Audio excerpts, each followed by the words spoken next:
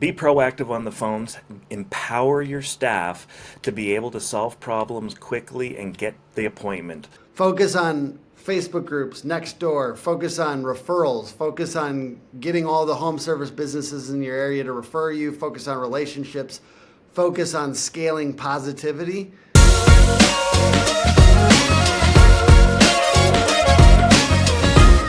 Hey, how's it going? It's Tim Brown, and this is the Plumbing and HVAC Hustle Podcast, and I have Ryan Chute of Wizard of Ads on. How you doing, sir? I'm great. How are you?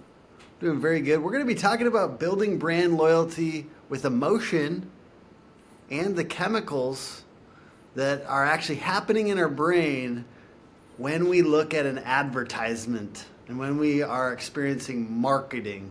And we're going to be talking about story as well. But first, Ryan, could you just give us like a 2-minute synopsis of your background and where you came from, where you're at now? What are you up to? Yeah, sure. Look, I started off in retail a long time ago in the business world. I'd been in the reserves prior to that, and ultimately, what it boiled down to was getting out of retail and into training, and that took me all around the world. When I finished my international marketing and sales gig, I came back, started doing classes at the Wizard of Ads, Wizard Academy in Buda, Texas, and met Roy, and that's where I really kind of learned that how little I really knew about marketing and what other tactics and strategies were available to this universe. So for the last 7 years, I've been studying and practicing that under Roy Williams himself. Learned an incredible amount and now have a large agency within the Wizard of Ads group that allows me to deliver these services to people all across America. So, something that we're going to dive into briefly at the front end of this podcast and in more depth at the end of this podcast is the biological basis of customer loyalty and how it relates to marketing. How can we build brand loyalty, and why does it relate to the biology of our brains? Can you give us a little mini version of this masterclass here, and then we'll talk about it at the end? I just don't Yeah. want to, I do know it's kind of deep for an average business owner. So we're going to talk about briefly, and then we're going to dive in at the end, amongst Absolutely. other things that we're talking about.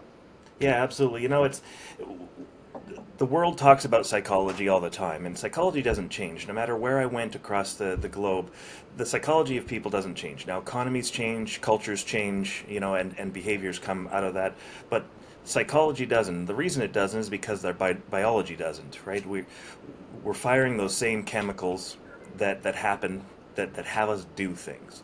So we can trust those things to continue happening now, 100 years ago, 1,000 years ago, 10,000 years ago, and 10,000 years from now. We anticipate those chemicals will do the same things.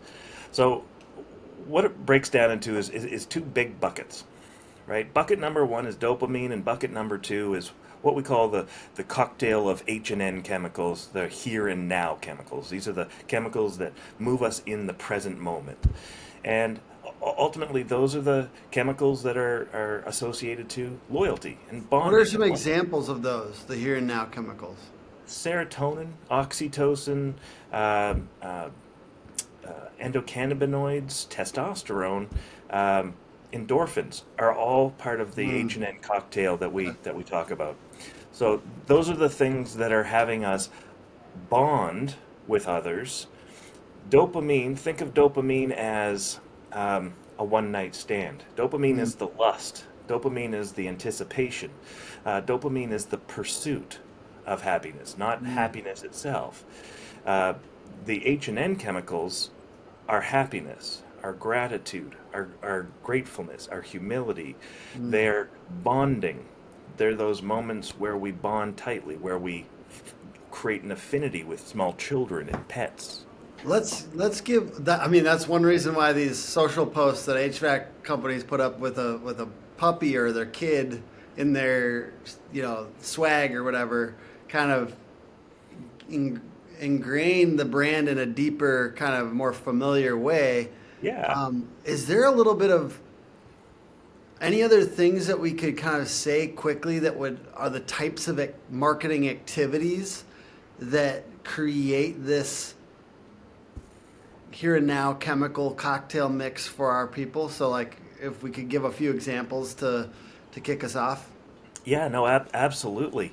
The here and now chemicals are quite frankly the most important chemicals. The dopamine is important for marketing to get right in the activation side of marketing, the getting their attention and then keeping their interest. Those are two very, very critical parts of the dopamine function. But where we need to bring these customers in feeling dopamine for us into feeling the H&N chemicals, the loyalty to us, the loyalty to our brand, those can be activated through delivering extraordinary value. Think about your kids, and I think about the impetuous teenager who always has their hand stuck out for another $100 or $200, give me money kind of thing, and you're like, I am sick of your shenanigans. I'm out, right? And you're like, you're dead to me. And the same thing goes with relationships. If you're the one that's always texting a person and they're never texting you, how long do you stop before you stop texting? If you're constantly asking them, buy something from me, buy something from me, buy something from me, I've got something on sale, sale, sale, sale. How long before they tune out, right? Mm. Those are all dopaminergic functions. You're not Yep. going to win the game there.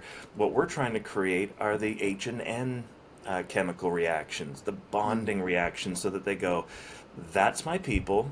Those are my tribe. These are the people I ride and die with. These are the people that I refer when I say, you got a guy in the HVAC business? It's always this guy, right? Plumber, always this guy. When you can activate those chemicals because you're doing things that make people feel good about you, you win. So So one might be like doing charitable things in the community, correct? Like that would be like activating that yeah, potentially. Sponsoring teams might be one. sponsoring sponsoring local teams, yeah, Yes, like full your sponsor. little league teams. Yeah. Um, Heck, it boils down to the colors you wear, right? Certain Hmm. colors are going to express more sentiment than others. Um, Participating as a good community member, right? Giving away that HVAC system to somebody in need. We Mm. have an amazing client, Dylan Rucker, who's at All Heart Heating and Air, and he gives away money every single month to different charities, all local, that don't qualify for the classic kind of charitable donations, and he's got people who apply on their behalf, and then he picks one of those people, and then they announce the winner, and then what the next one's going to be, and it just goes on every month for 12 months out of the year. So he's created an environment where people look at it and go, yeah, he's a genuine, authentic part of this community. Now, Would you say that giving away free information, let's say if you were showing people how to do certain things, like how to fix something small on their HVAC unit or their toilet or something like that, could you see that could that be one of these things too that helps create this mix, like by giving yeah, away free information? yeah, giving away free information and giving away revenue opportunity, right? So people value people who give something of value. Now, the difference between beliefs and value, Manly Miller is one of our partners, and he says your beliefs are worthless. He goes, look, if you believe in justice and mercy, you're going to go to whatever's convenient for you. If you're an accused murderer, you want mercy. If you're the victim's family, you want justice. It's when you do something hard that matters, and when you do something hard, in the light of it could be easier for me to just not do that thing, uh, that's going to translate into your true values. And your true Mm, values are going to be the thing that people value, right? So yes. people talk about core values all the time. What they actually are talking about is their assembly of beliefs. And it's lovely that they believe these things, and under the right circumstances, they would do them. And those are nice things. But they're not their real value. Their real value lies in the thing that they're willing to do when it's hard for them. A perfect example is in the home service business, the company who stays open till midnight every single day, 7 days a week.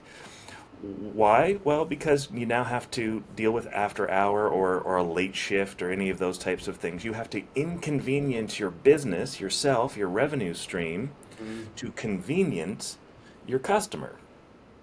What does the customer care about most? Themselves, their Yeah. convenience, This right? this reminds me of a home service business that did a video series called "Caught Doing It Right," and it was they did these videos when something went wrong. Interestingly enough, every time something went terribly wrong, like they had to completely replace something, or it was expensive, and they had to make it right. They Right, would zoom in on it and do a video about it, essentially saying we made a mistake. right. We That's made a powerful. mistake, but we are the kind of company that fixes those mistakes. Right. And I think that that goes in with what you're saying. That was very impactful. Like I think the business I'm thinking of, like one of the videos that they did got 100,000 views just because it was such an expensive mistake that they had to remedy. Right. And that's a story of struggle, and stories of struggle are powerful stories. Uh, look, you have to risk your you have to risk vulnerability. You have to, for intimacy, right? Hmm. You have to risk being vulnerable to create an intimate bond. Think about your family and your friends, Tim. It's you're bonded to them because Yep. you know all their bad parts as much as you know their good parts, and you're Hmm. still there, right? And when they know your bad parts and they know your good parts, you're creating an environment of vulnerability. That's We good. have we have a client who talked about being bankrupt in 2008 during the 2009 during the crash and starting up from nothing and now runs a hugely successful company. His vulnerability, while it garnered some criticism online, we love that criticism because that criticism says we just made a person feel something about a home service company. Good Mm. luck doing that today, Yeah. right? It is hard to make Yes. somebody feel something, and we know for every one person who criticizes, there's 10,000 people who adore that person. Yeah. And that's What power. other practical steps can businesses take to increase emotional connection Yeah, with their well, customers? the vulnerability is one of those things, being courageous enough to be vulnerable, because that's what opens you up to intimacy with your client base, right? And I mean it in a very platonic way. And then those other opportunities where you're like you said, all of those things where we can do those soft little touches along the way. But the real place that this matters is after the sale is made. Between the time that they've bought something and the time that they need to purchase your thing the next time is the biggest wasted opportunity. And one, you don't talk to them at all, or two, you spend all your time talking about a sales message when what you should be doing is talking about a nurture message, Mm. bonding with them, bonding moments between. There's no such thing as an existing customer. That is a misnomer in this industry. There is a previous customer, and there is a current customer, and there is a prospect. There's leads that come in pre-prospect. That's it. So an existing customer is not a real thing. It's a potential future customer if we treat them right between the time they bought last and the time they decide to use us or not use us the Mm. next. So Totally. what we're doing in that period of time is the most important period of time that we have. The reason it is because customers will spend on average 30 to 50% higher average ticket with us when they trust us, when they know the experience, they've seen themselves do it, and they're seeing themselves do it again. Not only that, very willingly give up 5-star reviews, referrals prompted or incentivized. The best motivation that you can give a customer is to do such great work that there's no need for you to pay them $100 to get you a new customer, that they're very willing to do that themselves without Yeah. any money. Okay, we're going to make our way back very naturally to chemicals, through the avenue of story here in a moment. Sounds But great. before we do that, do you have any ideas about like out of the box marketing campaigns, examples of those types of things? I know that you're a fan of them. What are some out of the box things that you've seen actually work for home service businesses, and how do you come up with these? I think of them as I think of my out of the box stuff as experiments. I'm an experimenter. I'm always experimenting. Well, yes, and let's be certain to kind of articulate the difference between a campaign and a tactic and a strategy. Those are all three different things. A campaign lives within and amongst other things. A strategy is the overarching thing that's happening for the whole thing to come together Yeah. cohesively. What we're probably talking about more than anything is those tactics that are really effective. Yeah. Let me throw a couple at you. We One used of to call my it guerrilla marketing back in the day. Guerrilla well, marketing. and I'm a certified guerrilla marketing person. I worked with Jay Levinston Oh, back when he awesome. was alive, and he was the godfather of guerrilla marketing. And that man came from Leo Burnett. Like he was the guy who came up with the Marlboro Man, right? So it's like this is an incredibly talented individual who did some extraordinary things in the marketing world. So guerrilla marketing.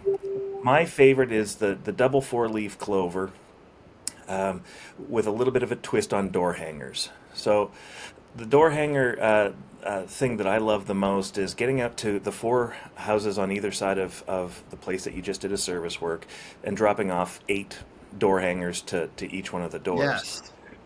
Now, here's where it gets a little bit interesting. You go to Minuteman Press or one of these other kind of printing companies, and they can not only produce the door hanger for you, which should not be salesy by nature, it should very much be friendly and inviting and welcoming. Hey, I was just in your neighborhood servicing one of your neighbors, and I wanted to introduce myself in the event that you ever needed service.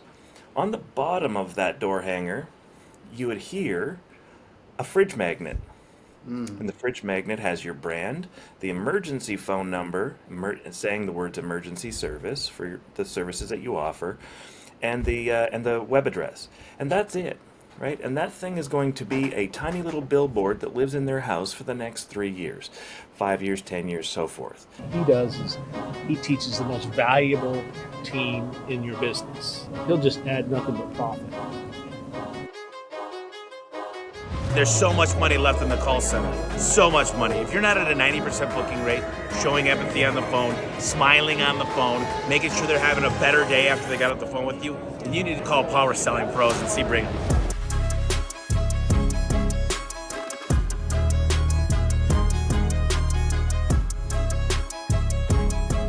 As a homeowner, off the top, I want the magnet. I want to use it to put other stuff on my fridge. That's it, It's nice to have magnets, and who buys magnets? No one buys magnets. right? But we want to be ever present, and this is this little tiny marketing touch that lives in their house. Don't make it ugly. Don't make it too ugly. Like you got to Well, make these things kind of aesthetic, right? Like if they're gonna have they them on have to the be a fridge, little bit aesthetic, yeah. you They want the simple, housewife to like it. yeah, something that they'd be willing to put on their fridge to represent their brand, because that's really what it all boils down to. Yes, I love that. So that fridge magnet strategy is just that one step different than what you see all the other door hangers do, and when you have that magnet, you now end up living in their house, not just in their garbage can within 30 seconds of them ripping it off their door and sticking it in the garbage. Totally. So that's a very cost-effective way of you being able to get into a whole bunch of people's houses and living rent-free for as long as they own that fridge magnet, and that's probably going to be as long as they own that fridge. I love it. So the other thing is a I'm sorry letter. Roofers are a great one for this, but anywhere where you're doing outside work, air conditioning and siding, windows, anything else, and it's the same idea. You go to the kind of the 8 houses around you, 4 at the very least, kind of all around you, and you just put a letter in saying, "Hey, I'm really sorry for any noise we make, any dirt we make, any fuss and muss. We don't want to make cause you a problem." Plumbing is a great one, certainly for trenchless or trench work. We really apologize for any disruption. If you have a problem that you want to deal with us, don't hesitate to call me directly. And it's either the manager or the owner's phone number on it. And there is zero selling allowed, but you've now just placed yourself in 4 homes, 8 homes around your You're doing competition. you're doing kind of PSA style, right? Like Yeah. this is what like I do know from roofing because we've been over there for a while. Is they come in with kind of the PSA vibe. Ideally you got like tools on you and stuff like that. You got the PSA vibe you give it, and it's also just a reminder like, hey, houses of this age often, and this is like David Carroll from Dope Marketing talks about this constantly, is houses of the similar age in the similar neighborhoods with the similar type of people.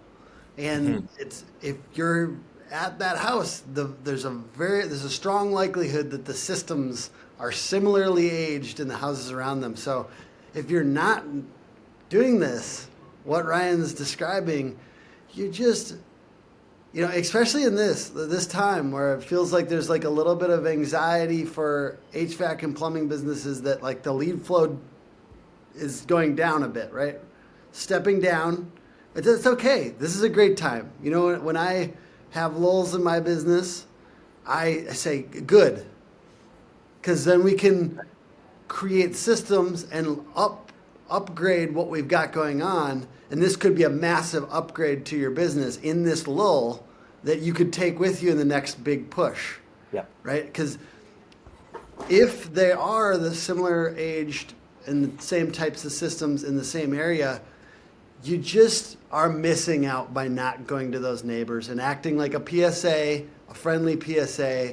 I love your strategy there. I think it's super smart. Well, and it's really about connecting with people on a human level. We're so obsessed with search engine optimization and AI and all of these things today that we lose sight of the things that don't change. And the things that don't change are the psychology and biology of people. The reality of it is that we're going to be swayed by economies and cultures, but we're not going to be swayed by our chemical makeup. Yeah. We're all going to continue doing those things 10 years from now. That's 100 years that's from why because I've been kind of training people a little bit with AI tools, and I mix in some of the psychology of marketing in, and I'm like, by the way, this is mirroring. We want to talk about existing happy customers and help them imagine themselves in a spot in the future with them being happy. Yeah. And I kind of like mix it in, and I know that like the frosting, like people want the AI, and then I just mix in the persuasion and the psychology stuff, because I think a lot of people, like, if you don't know how to market and you don't know these fundamental components, these persuasion things, these brain chemicals, these principles, then your ability to leverage AI to do anything of substance is going to be trash. And as much as you're good at least finding those principles and telling it to use them, you could improve. And if Right. you master them, you master these psychological principles, then the lever of AI is going to get really good. That's like where, because you know how to tell it the emphasis that you want on the persuasion and psychological truths of human beings.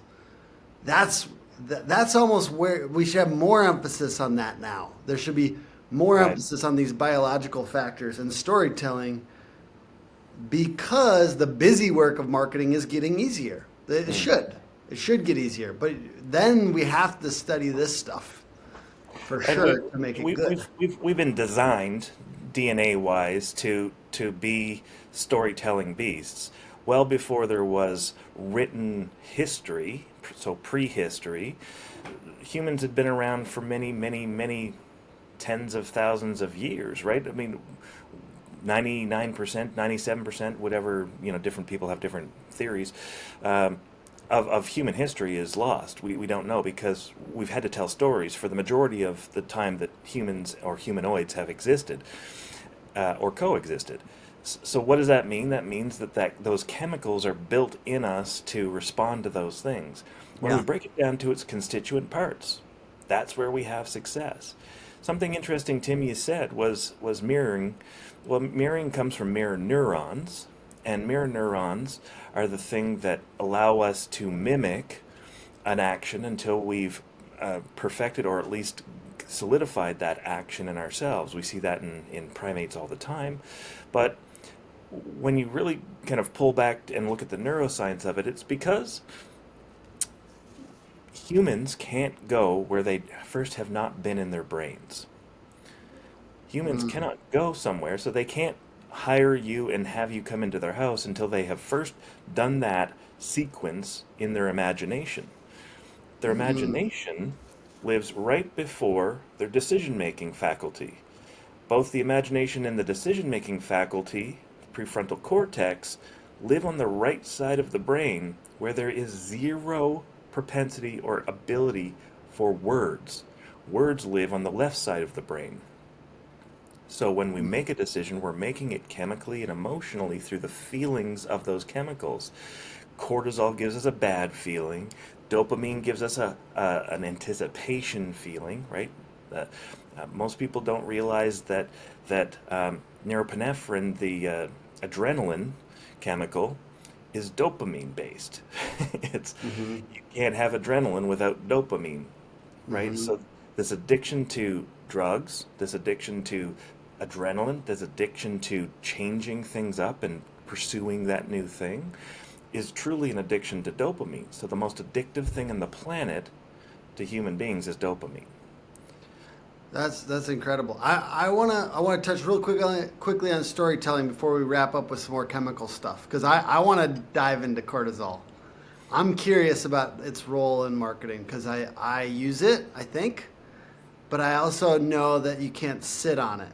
You know what I mean? Like you have to quickly pivot from But this is my I want to check it with you because this is my guess, but I'm not an expert in these chemicals. I haven't studied as much as you. One question I've got about story here: can you provide examples of how storytelling and marketing has driven growth for home service businesses? Yeah, I mean, gosh, that's pretty much all of our clients. We've had in 2023 we had a lot of people stay relatively flat or just a little bit up. We had a few people that were way up. We had one that went backwards, and ultimately there was very few that went backwards. The one that did, they didn't answer their phone. So if they answered their phone, they'd actually have been twice the size as they were. Ultimately, what it boils down to is storytelling is so profoundly important to your exponential growth that what we deliver and what we offer as a company, it comes from the core of it being story based. We study more screenwriting than we do ad writing, right? We know the fundamentals of an ad, and that leans into the cortisol thing and the relief of cortisol. But the storytelling needs to have an arc to it. An ad that lives on its own is a great ad. We had a client who had an awesome ad, super funny, very, very clever, very good, and as long as it was playing, people liked it and remembered it. When it's gone, no one remembered the company's name. Cute and clever will never outshine good storytelling, ever. Cute and clever lives as long as a transactional ad would live, in the moment, for that period of time, until it goes away, and then the company's name is forgotten because it was just the cute and cleverness of the ad that stuck. We can't build cute and clever. We do need to make entertaining ads. A great example of that is we have a company where they have a logo from 1972, and it's like never changed, and they refuse to change it. We're like, cool. Well, what are we gonna do with this? Well, it looks like a 1950s cartoon line drawing of a Bowman. The name of the company is H.L. Bowman, and frustratingly enough, there's an F.K. Bowman who also is a home service company in the same town. So we had to figure out a way to lift H.L. Bowman out of the world of two different companies, all potentially getting this lead. Well, we created this character from the cartoon itself and turned it into a 1950s camp type of superhero who comes in to save the day. And it's always this 1950s lady who's like, ooh, just totally flustered by the handsomeness, impossibly handsome H.L. Bowman who comes in to save the day. He shoots a bow. It does the little bow making sound. How can I be of assistance, or can I be of service? And we embed that every single time. It's a new story. It's a new kind of like the original Batman series, used to same bat channel, same bat time kind of thing with H.L. Bowman. And we say the company's name like 7 times every single commercial, and not in a contrived way, but in a goofy, silly, cartoonish kind of way that has people literally singing this to our staff, the staff of the company, when they're in their trucks, they're crossing the street, and they're like saying, "Can I be of assistance?" as they post, or they say the H.L. Bowman, and like this is the kind of thing that Yeah. gives you astounding success in telling stories. I love it. How can businesses find and articulate their unique stories in a crowded market? Yeah, that's an awesome question. The real answer to that is tell your truth, tell your real story. Now, when I say tell your real story, there's 2 ways you can do that. One, you can tell your origin story, but let's all agree that 99% of companies' origin stories are astoundingly boring and no one cares, right? They bought it from some guy who was a crusty old dude in the business and didn't do a great job, but did decent work and grew to the length of his shadow. Like, we're not going to put that on air. The second thing is what are the things that you're doing distinctively different, not just different like everyone else, like booties and background checks and smart techs and convenient hours, but I'm talking distinctively different than your competition. And talk about that as your one big thing. That's your anchor. Now, in doing so, you can create this pain and then solve that pain within your advertising. When you do that, you're building a brand because you're making somebody feel a pain, and then Yeah, helping them relieve that pain. see, I told you we were going to get back to these chemicals. So this cortisol thing, that's what I feel like we're talking about a little bit, right? You're actually Yeah. potentially instigating some cortisol, Right. which is the stress chemical, right? Like, and I will say, I think I hear some of your ads in Minneapolis. What is one of your clients? I think it's like it's a B something in Minneapolis. You know what I'm Yeah, talking about? I do. Yes, BWS in Minneapolis, BWS. St. Paul. BWS, and I will say, I think you're hitting me with cortisol on purpose.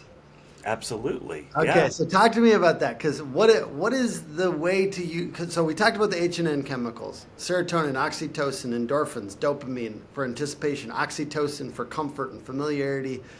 Cortisol is that stress chemical, maybe fear, maybe anxiety, maybe a little bit of pain. And I use cortisol all the time, I think, in my marketing. I try to hit them. Like, I'm okay with somebody hates me a little bit, to be honest. And I do think you're very powerful in marketing. If you're okay, if you don't mind getting under their skin a touch, what are you doing with cortisol? How do you can't leave them on that though. You got to quickly kind of like make them feel good afterwards. Like, you got to say, ah, you gotta, like, that's like the alarm noise, the red, all that stuff. You kind of gotta wake them up though. It's kind of interruptive almost. Yes. So can you talk to me about how you think of that and how we can use that without making? I mean, I'm not saying they can hate us, but I want them to do business with us. I don't know. How do you think of this? Well, the reality of I want people to either love or hate me. What I don't want them to do is feel indifferent. The opposite of love is not hate. The opposite of love and hate is indifference. Yeah. Indifference is a problem. Hate is never a problem because there's always going to be a hater. Haters are gonna hate. So get over it. Be okay with the knucklehead factor, and lean into it. Now, when it boils down to making people feel the negative resonance, right? there's two parts of negative resonance. There's negative resonance towards the company, and there's negative resonance towards the situation at hand. This all depends on what you're selling. If I'm selling cars, I'm using a different strategy and tugging on different feelings than I am with a externally triggered grudge purchase like an air conditioner or hot water tank or an electric panel or a generator. And all of these things are going to be specific to the thing that you're trying to sell. So first and foremost, we don't want them hating our company, but we also, more importantly, don't want them feeling indifferent to our company. If we look at the acronym SAFE, SAFE means stress, anxiety, frustration, right? All of these things that really stand out as making them feel safe from that. We want them to feel safe from stress, safe from anxiety, safe from some frustration, right? When we do that, we're going to bring them back to a peace, what I call the baseline of happiness, or the baseline of positive resonance, right? And we measure resonance in vibration, but we also measure resonance in those chemicals that are making us vibrate, right? And adrenaline makes us vibrate. A dopamine makes us vibrate.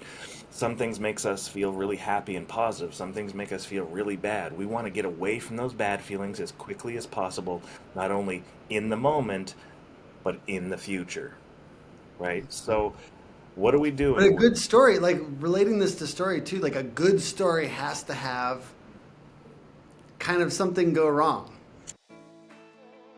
What's so special about this conference is the fact that it's so intimate compared to others out there where you have hundreds of people where you can barely get FaceTime. The subject matter experts that we have here, it's just unmatched. There's hundreds of different groups out there, but not all groups do it the same way. And you're going to learn something different here that you can implement in your business. If you guys aren't at this event, what we just went over today with Joe Crucero, step-by-step with a call-by-call, is amazing. If your team is struggling with installations, with getting guys to perform, got to be at this event for Joe Crucero. There's an escalation. It's like in music, there's a crescendo, and then there's a resolution, right? So we have this bad thing happens. If we look at the hero's journey, normal everyday guy, nothing's going on, something bad happens. Whoop. There's the anxiety, stress, right? We're now fighting a demon of some sort, or something has made itself present. You know, they've taken my wife. My mother's been killed. Disney's classic, right? The mother always dies at the first of the movie, and then it's this, getting back to normal kind of thing, and the whole story is about getting back to normal. Cinderella, same story, right? And are you a big fan of like Donald Miller stuff too, or do you think of Donald Miller as like a student of this? Yeah, Donald Miller has been speaking the same kinds of things that Roy has for the last 10 years. Donald Miller has been a huge proponent of this kind of storytelling. That's just the one I'm familiar with, so I'm gonna briefly in his thing, I'm guessing it's similar to what you guys are doing, but maybe not. So tell me if I'm wrong. Like the customer is the hero of the story, and that the home service business is the guide, essentially, to them getting back to like the stasis of their life. So something negative happens, and in many like copywriting and ad formulas, it's like we actually have to aggravate the problem. Because no offense, like the AC's out, but it's only, like 80 degrees or 70 degrees out, so it's not a big deal. We have to zoom in on that and talk about when it's going to be 80 degrees and 90 degrees in a few months, so that they take action now, and we can help them now, right? So, and then like you guide them to take action, and it's the homeowner that's the hero of this story, not the home service business. Do you kind of think that way, or is that? That's exactly what that's exactly what it is. Both narratives come from Joseph Campbell, who wrote. Yes, big fan of his, by the way. Yeah, before I even got into marketing.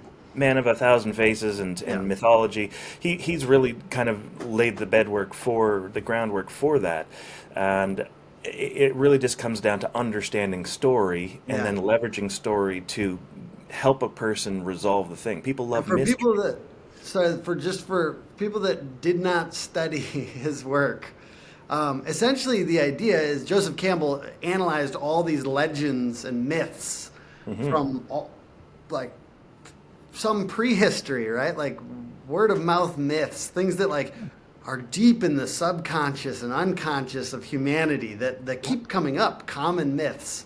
That's And he right. kind of analyzed like, well, why? Why are these themes and this why is this arch so similar? Why do we have so many of these stories that are like this? And essentially ties it back to the psychological principles of like our growth as human beings over time, and people right. that back down from the story of life and people that say hell yeah to the story of life. And we're in a way in marketing tapping into that and trying to get more customers to say hell yeah, I'm going to tackle this problem, not back down from it. Well, and it boils down to exactly that, Tim. It's coping mechanisms.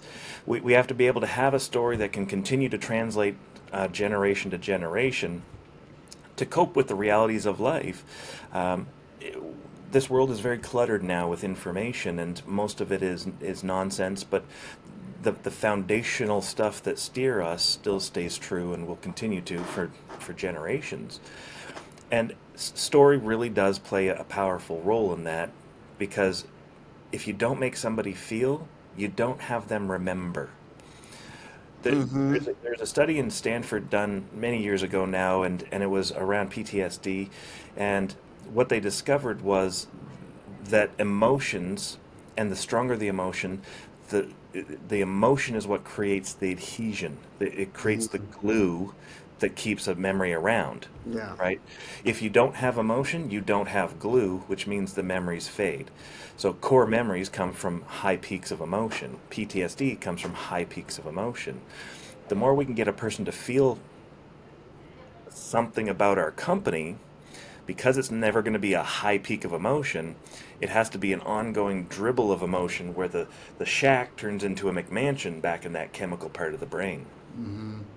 And to do that, we're tapping into those H&M chemicals, serotonin, oxytocin, endorphins, dopamine. But like I'm a little bit of a hack sometimes, Ryan. You know, like I want to be remembered. You know what I mean? Like, and if you scroll through your Facebook, why does I'm just gonna go down this way for a second. Like the wound. Somebody puts a picture of their fucking foot that's just cut open on Facebook for some reason, or cringe. The phenomenon of cringe Yep. on TikTok and Reels right now, where it's like something, ugh. It's like there's a guy with like roaches in his bed or something like that, and he's weird, and he's like, but it sticks out. And all these lives on TikTok where it's like somebody in some crazy situation, and some of it's like people, like it's an odd phenomenon, but a lot of people are watching it, and Yeah. we can't look away from a car crash.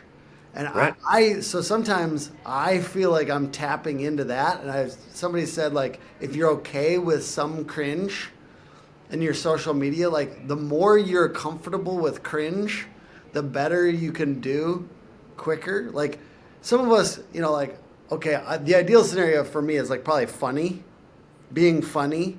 Like I'm pursuing funny. I don't know if I'm getting there ever, but I'm pursuing funny, pursuing heartwarming. I'm trying to be part of the positive change in culture to recognize the truth about the trades.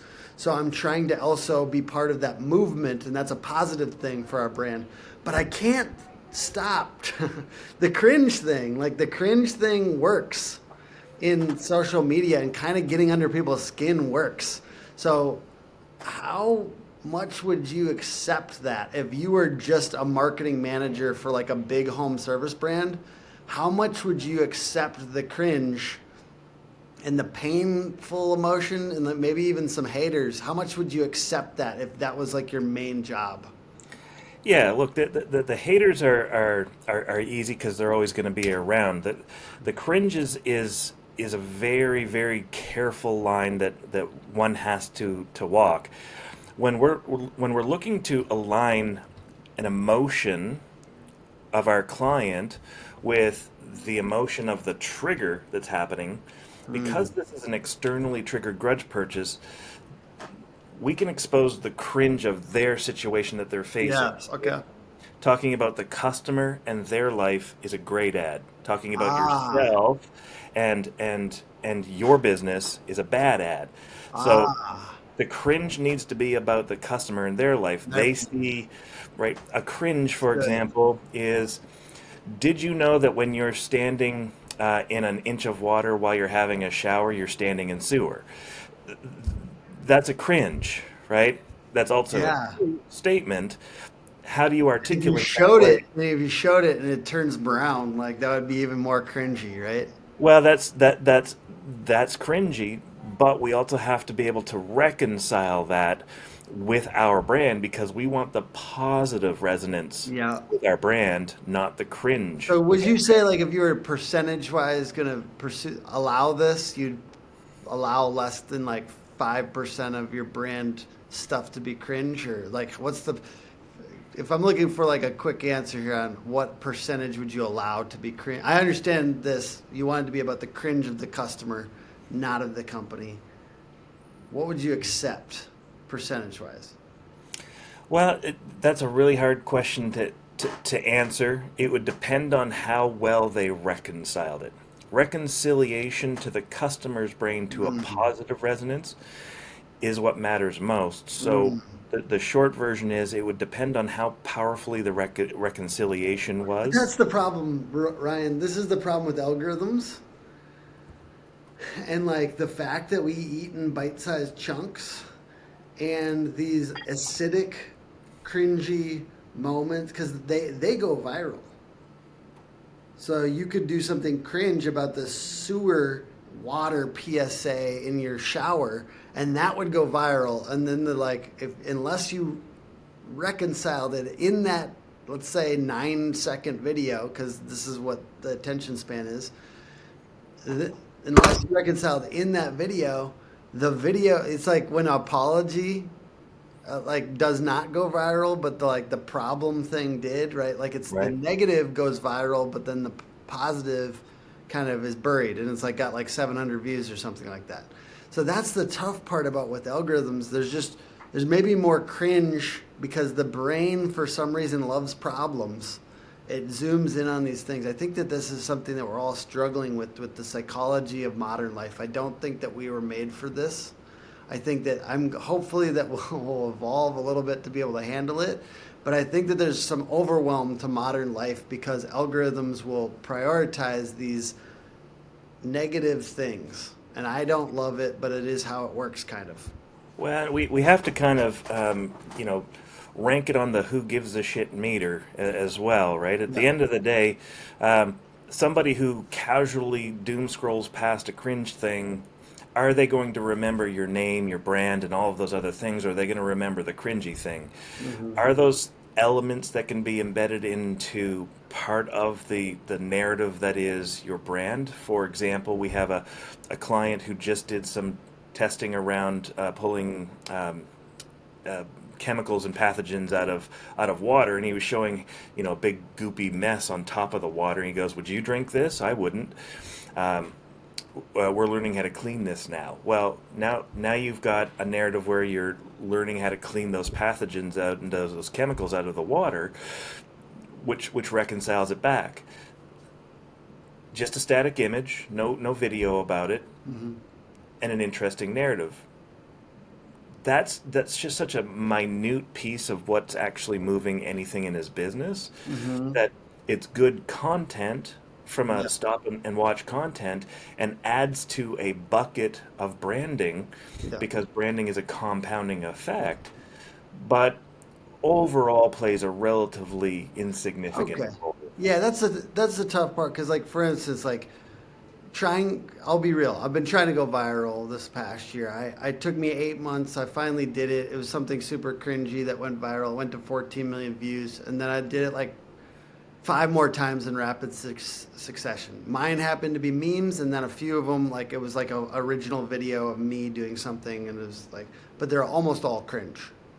Sure. And And I that's like I kind of hate that that's just what it like to be able to go viral. That's the easiest way. that That's is the easiest. That yeah. is it. Look, if you're not a a supermodel, then you're going to have to find creative ways to get out there. But We does can't all be virality? influencers. You know what I mean? Like Well, it's does virality move a local home service business? And I would argue that no. it really doesn't It play a doesn't, big but it's role in fun it. to pursue more as like a as a marketer. I agree. I think we need to state that very clearly. It doesn't move the fucking needle. Focus on Facebook groups, next door, focus on referrals, focus on getting all the home service businesses in your area to refer you, focus on relationships, focus on scaling positivity. However, it is fun as a marketer. So like I've got like a marketer that I placed in a home service business. She's the marketing manager. I'm not like a recruiter, but I is a close friend, so I helped him find her, and she's really good. And so I think just with her extra time, she's done some viral type stuff as well. With you know what I Yeah. mean? She's doing the basics well. And as a Well, marketer, you kind of want to pursue this because it is part of the modern marketing mix to get hundreds of thousands of views if you can. I agree though, it's not necessarily a good like, primary focus. It's like the 10th thing on your list, probably. Absolutely. And look, if revenue and or resources allow, i.e., you've got a 17-year-old daughter or son who's just like, I want to do cool videos about your thing. Well, look at a company like SB Mowing and SB Power Washing, where they basically have a little intro where they, hey, can I clean your lawn for free or this power wash your thing for free? Yeah. They make more money off of the video that they put on YouTube and monetizing that than they would actually charging for this thing. That's Now, so cool. what are they doing? They're picking the really high grass and the really dirty lawns and the people who need help, and then they do it in fast motion and it's all ASMR, right? It's totally satisfying. I And love it's that. just And that's a really positive. I love that. If people can figure out how to I think that's challenging, but I think like if people can figure out how to go viral for satisfying and like that well, type of thing. it's not as Oh, one challenging thing as in HVAC that I've been seeing, like just the cleaning of the units, yeah. like that can There be you go. really satisfying. What cleaning is one. Stories of transformation are deeply satisfying. Yeah. When you show somebody and it's their birthday and they're cutting the cake, no one gives a crap that somebody in your office is cutting a cake for their birthday this year. But if you were to show a picture of that person when they were a little kid, and it's a goofy old picture of them as a kid, and then them as a 40-year-old adult working in your office, that will get way more traction of the difference between the two. Transformation is showing you something was before one way and is now different another way. Doing a time lapse of you ripping out a unit and putting a new unit in, doing a ripping off a roof, putting a roof on, taking out a hot water tank, putting a tankless system in. Let's go one step further. You take those cameras and put them into your training department. Now we're taking a tankless system and we have a team of 4 ripping apart a tankless to bare nuts and then right back to fully assembled again. What you're telling a customer is 2 different things. One, that we know how to take these things apart and put them back together expertly. 2, that you have something transforming from something to nothing to something again. You're keeping them on for watch time, but you now also have a training video that you could voice over. And it doesn't even have to be about the tankless that you're taking apart and putting back together. It could be about this thing, about this customer that you were dealing with that was a hoarder, and it was really hard to get to the thing, and you had to stand on these stacks, and then we ended up putting this thing in and cleaning it out, and it was like a big transformation. Like totally different story to the video you just watched, but now you've just hit them twice. Speaking of hoarders, I just saw a car drive by my wife and I this morning, and they had trash like piled up on the entire passenger seat, all the way up to the window. Like they couldn't even see the car next to them, Crazy. like all the way around the entire thing. I literally I was like, that person has to have they have to be psychologically unwell. When I saw It's that, a thing, that really kind of gives them peace and comfort, and this world is a crazy world, and we're all getting to that baseline of happy in our different ways. And when we recognize that that's really what it's all boiling down to, is that we're trying to take pain away. And sometimes it's about, like you said, exacerbating the pain, recognizing that that customer could have that pain, and if they did, call us, because we're going to resolve that pain faster, easier, better than everyone else. That's where you start to create the bond. That's all dopamine. All of well, that goes into H&Ns, those bonding chemicals. When you resolve their problem, be their guide, solve their problem, make it disappear, and then stop trying to sell them between the time they bought your last thing and the thing that they're going to buy next from you, and just instead be the person that they know, like, and trust to be their guy when the time comes. Because we're not selling Lululemon pants, we're not selling cars, we're selling externally triggered grudge purchases. oh, absolutely. Can you give us a couple books to maybe dive deeper into this stuff if people wanted to? Yeah, so two really good books if you're really curious about the chemical biology side of things is one is The Molecule of More by Daniel Lieberman and Michael Long, and then the Moral Molecule, and that's done by Paul J. Zak. Those are two fascinating books on the subject, and very useful as far as kind of understanding predominantly oxytocin and dopamine, which are the two main players in this suite of players. I'm super excited to dive into those. Those are, fascinating, Ryan. Thank you. And for those of you who followed along, I know that there was we went pretty deep there. So there might have been some people that you're not ready for this on the marketing side. But if you did follow all the way along, thank you. Please get at Ryan if you want to improve your ads, if you want to create memorable ads. Ryan, can you give them your .com and where they should contact you?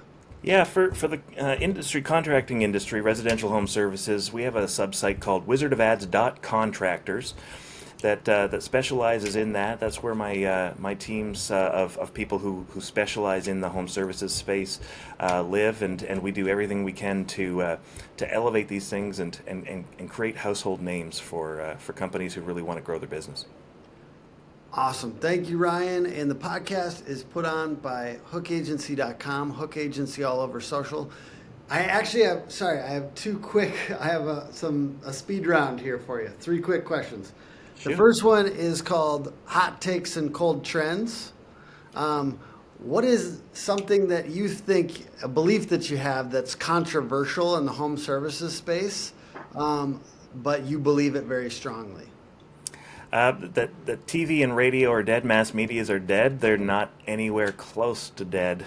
We know that for a fact, with undisputable data, that we can reach 50% of your population in any city in America with astounding reach and frequency for fractions of a penny per reach, meaning we can punch hard and have you barking like a big dog, telling your story and really getting people to know, like, and trust you before they need your thing. Awesome. And the second one is cold trends. So what's something you think people are spending time, money, energy, or effort on that they should stop doing? Yeah, peripherals. The spending time on the things that are just kind of outskirts. I can promise you without a shadow of a doubt that pretty much any channel can generate a lead for you. Don't worry about generating leads. Worry about finding people who want to do business with you and have them come in droves. They'll pay you way more today at a higher average sale and profit. Newspapers, outside kind of support functions, and a whole bunch of transactional advertising stuff isn't building you a brand. At most, you're getting name recognition. Awesome. And the last one is, it's called Money in the Phones. It's put on by powersellingpros.com. And the question is, what's something that you would recommend as far as call systems and doing better at answering the phone? What's a specific tip you've got around that? Two biggest things that I see, actually, I might even say three. Two, be proactive on the phones. Empower your staff to be able to solve problems quickly and get the appointment. Empowerment is key. All of our successful companies give at least a 50, if not a $250 allowance to any of their CSRs to solve a person's problem right out of the gate without asking. Empowerment is key, and stop asking people, how did you hear about us? That is probably some of the most inaccurate data that you'll ever see. I've just written an article on it using real case scenarios. We've done this hundreds of times, and it is proven that there is never been an instance where you've collected accurate data out of the many hundreds of times we've done that. I'm very curious about that. You got to send that to me. I just asked. We just put out a proposal for an HVAC company. They're working with us on all the services, and I just asked over lunch, over pizza, and I said, "Did you ask?" And he said, "Yes." They Googled the best HVAC marketing agencies, and they found us.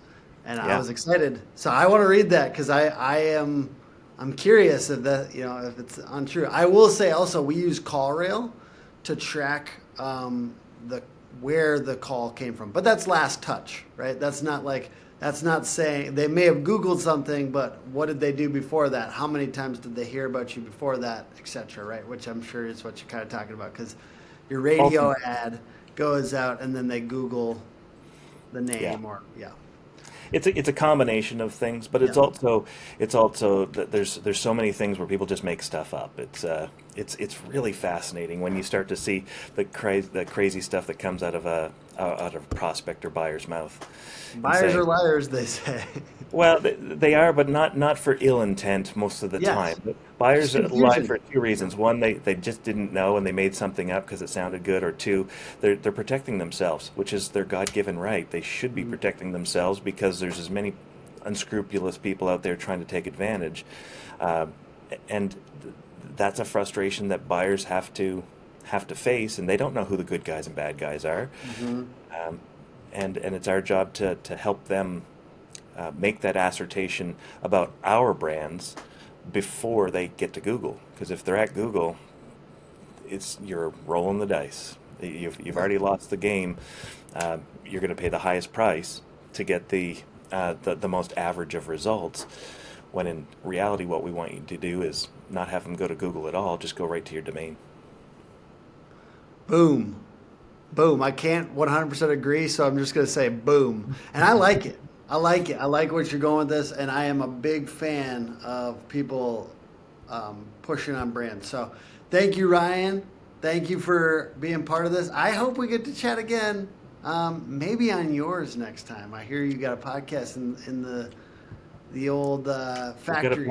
We've got a podcast in the works, and we've got a new book coming up, and looking forward to getting that out.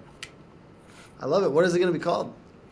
It's called Frictionless. It's about eliminating friction out of your life and work. Awesome. Well, thank you, Ryan. Appreciate you, brother. Thanks for being on. Thank you.